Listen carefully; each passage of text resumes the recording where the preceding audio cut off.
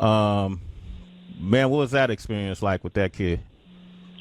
Well, it's crazy because the whole way that came about, like, um, we're talking about the Crooked interview, like I was explaining, explaining to Crook, like, because I'm sure that he does the same thing, like, us being in the game for a certain amount of time, it helps us, I think, that as artists and just as hip hop connoisseurs to pay attention to what's out, right? Mm-hmm. And pay attention to all the new shit that's coming out because a lot of these kids coming up, man, they've studied the greats, and you can tell, Mm-hmm. and just watching them is incredible because you might get the pushback on certain sides of the argument about hip hop, like, okay, nobody's really saying lyrics anymore, and this, but that's bullshit because a lot of these kids coming up, and I mentioned Kendrick and Cole a lot. I know they're not kids coming up anymore, Yeah.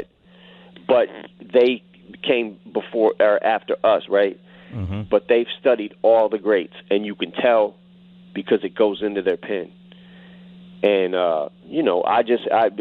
me personally, Don Tolliver's dope as fuck. Yeah.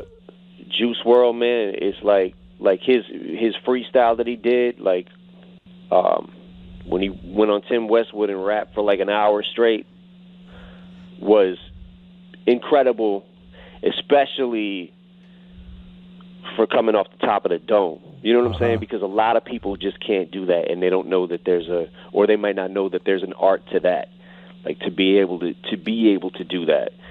So Would I you just, put? I keep my finger on the pulse of everything that's out because I don't want to get, swept away with the tide. Because Yeah. if you don't keep up with the times, like we were talking about the work ethic, like I swear to you, it might be harder to maintain it than it actually was to get it. So, like, getting to the place where I was in the very beginning of my career, right?